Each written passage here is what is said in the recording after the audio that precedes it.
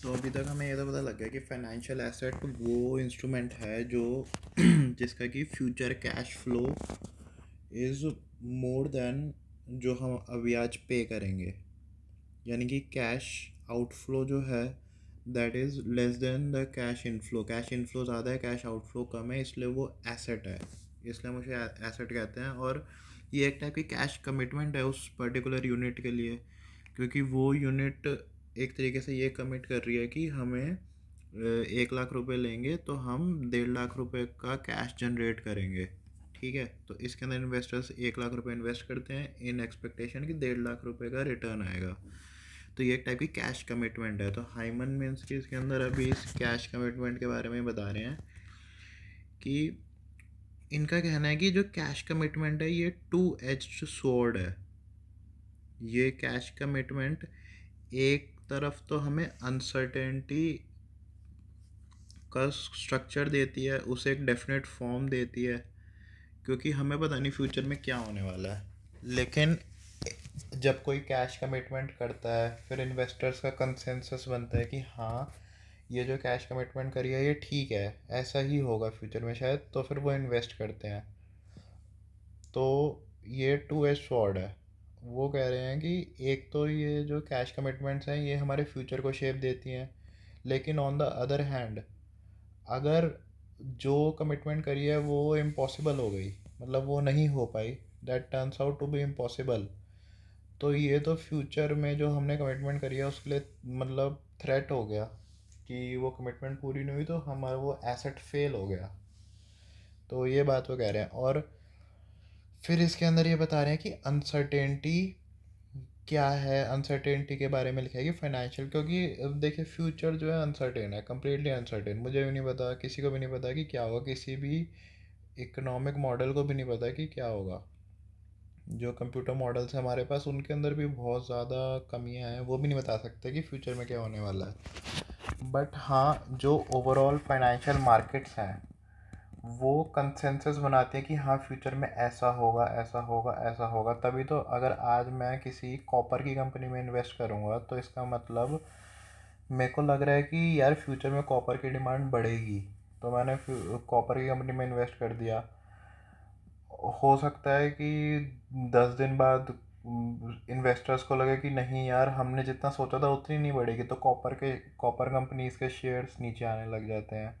फिर copper companies के share बढ़ने लगते हैं अगर कि इन्वेस्टर को। तो ये जो है बहुत ही डायनामिक सिस्टम है, ये टाइम के साथ चेंज भी होता रहता है। ऐसे नहीं कि कमिट कर दिया कि आज हम 1 लाख डालेंगे, 10 साल बाद 1.5 लाख का कैश फ्लो, 10 साल के अंदर अंदर 1.5 लाख रुपए वापस आएंगे, ऐसा कुछ हम वो नहीं कर सकते।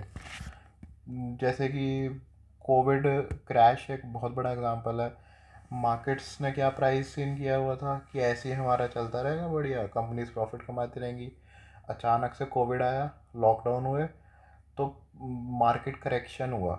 इन्वेस्टर्स ने अपनी जो फ्यूचर की अनसर्टेनिटी थी उसको करेक्ट किया, उन्होंने कहा नहीं भाई, अब पैंडेमिक आ गया है तो इसका मतलब रेस्टोरेंट्स होटल्स ये अच्छा नहीं करेंगे, इनके शेयर्स को बेचो, कि दे आर नॉट वर्थ, इनकी वो वर्थ नहीं बची जो पहले हमने सोचा था कि इतनी वर्थ है। ठीक है, तो हाइमन मिन्स की भी इसके बारे में ये बता रहे हैं कि अनसर्टेनिटी कोई डार्क फोर्स नहीं है, बट ये बहुत ही इम्पोर्टेंट है फॉर फ्री एवोल्यूशन। इसलिए capitalism is the most superior system, because ये फ्री एवोल्यूशन होता है, हमारी थिंकिंग के हिसाब से एवोल्यूशन होता है, बॉटम सब अप्रोच होती है। ऐसा नहीं है कि किसी तानाशाह ने बोल दिया कि भाई नहीं, 10 साल के अंदर अंदर इतनी रोड बनेंगी, इतना ये होगा, इतने रेस्टोरेंट्स खुलेंगे, नहीं। लोगों की डिमांड आएगी, इन्वेस्टर्स देखेंगे डिमांड है तो इन्वेस्टर्स उस इंडस्ट्री में ज़्यादा पैसा लगाएंगे, ज़्यादा पैसा उस इंडस्ट्री में फ़्लो करेगा, ज़्यादा इन्वेस्टमेंट होगी, ज़्यादा इंफ्रास्ट्रक्चर क्रिएट होगा, ज़्यादा रेस्टोरेंट्स खुलेंगे, तो इस तरीके से होता है। तो हाइमन मिन्स्की ने ये समझाया हमें। फिर ये कह रहे हैं लेकिन ये फिर इन्होंने वही बात बोली कि डबल एज स्वॉर्ड है। एक तो ये फ्यूचर डिसाइड करता है, बट अगर जो हमने फ्यूचर डिसाइड किया वो नहीं निकला तो भाई एसेट डिफ़ॉल्ट होता है, इन्वेस्टर्स का पैसा लूज़ होता है, डिफ्लेशन, क्राइसिस आता है। तो ये सारी बातें हैं।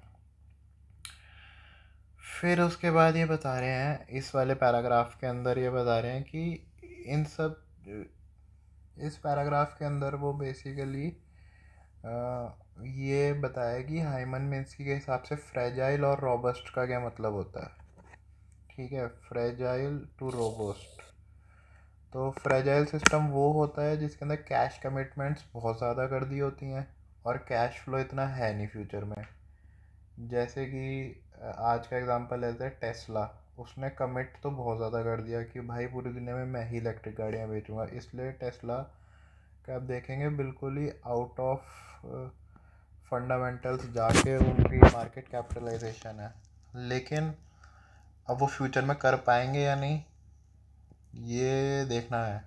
तो कमिटमेंट बहुत बड़ी कर दी, बट फ्यूचर कैश फ्लो कितना होगा ये हमें देखना है। रोबस्ट की डेफिनेशन क्या है मिस्की के हिसाब से? रोबस्ट का वो कहते हैं कि इसके अंदर कमिटमेंट जो है वो कम रखी गई है। जो रोबस्ट सिस्टम है उसके अंदर डिफ़ॉल्ट की जो पॉसिबिलिटी है वो काफ़ी कम है, क्योंकि इसके अंदर कमिटमेंट बहुत कम है। हमने कहा है कि हाँ इम्प्रूवमेंट है, इस सेक्टर में इम्प्रूवमेंट होगी, आप इन्वेस्ट करिए, कैश फ्लो जनरेट होगा, पर इतना नहीं होगा और हो सकता है फ्यूचर में उससे भी ज़्यादा कैश फ्लो जनरेट हो जाए। तो ये क्वालिटेटिव है, टाइम के साथ फिर उस एसेट वैल्यू भी बढ़ेगी, तो इसके अंदर इन्वेस्टर्स को फ़ायदा ही होगा, नुकसान नहीं होगा, डिफ़ॉल्ट नहीं होगा। फिर ये हाइमन मिन्स्की ने बहुत ही मज़ेदार बात बताई है कि डिग्री ऑफ फ्रेजिलिटी और robustness in economy as a whole ultimately depends on fragility or robustness of financial agreements at level of constituent economic units। इसका मतलब मैं बताता हूँ। इसका मतलब है कि हमारा जो इकोनॉमी है, फाइनेंशियल सिस्टम है, ये फ्रेजाइल है या रोबस्ट है। ये कितना फ्रेजाइल है या कितना रोबस्ट है ये इस बात पे डिपेंड करता है कि जो अंडरलाइंग जिनके हम शेयर्स या स्टॉक्स या जिनकी हम डेट बॉन्ड्स खरीद रहे हैं, वो जो यूनिट्स हैं, इंडिविजुअल यूनिट्स हैं, वो एक्चुअल में कितनी ज़्यादा रोबस्ट हैं या फ्रेजाइल हैं। तो ये वही बात होगी जो कंजर्वेटिव्स जो कहते हैं कि भाई सारा काम तो बिजनेसेस कर रहे हैं, इसकी वजह से आपका वो फाइनेंस चल रहा है। तो ये रोबस्टनेस और फ्रेजिलिटी के अंदर ये बात बिल्कुल सच है, क्योंकि अगर नीचे बिजनेस रोबस्ट है तो आपका एसेट भी रोबस्ट है, अगर बिजनेस फ्रेजाइल है तो आपका एसेट भी फ्रेजाइल है। बिजनेस फेल हो गया, आपका एसेट प्राइस भी गिर जाएगा। तो ये मिन्स्की ने बताया है। फिर मिन्स्की ने बताया हेज फाइनेंस, एक हेज फाइनेंस के बारे में बताया। ये एक ऐसा अरेंजमेंट है जिसके अंदर कैश फ्लो जो है वो कैश कमिटमेंट से कहीं ज़्यादा है।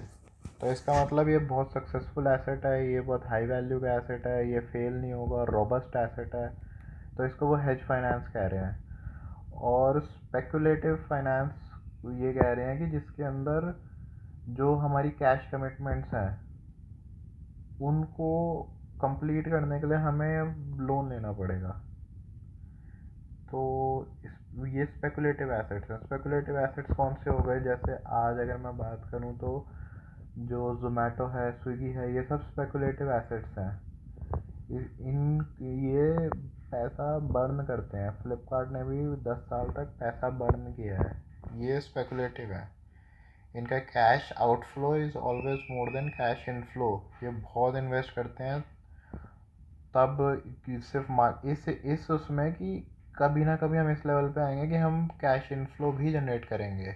बट अगर हम एक साल का देखें तो इनका cash outflow is always way more than the cash inflow. ये हो गया स्पेकुलेटिव एसेट, स्पेकुलेटिव फाइनेंस।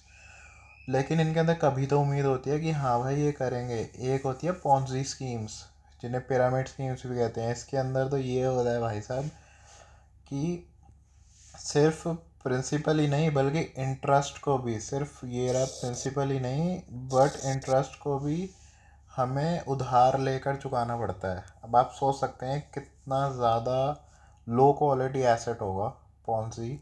इसको तो फ्रॉड ही बोलते हैं आजकल तो, क्योंकि इसके अंदर आपको वो पैसे लेंगे और इंटरेस्ट देने के लिए भी उन्हें उधार लेना पड़ेगा।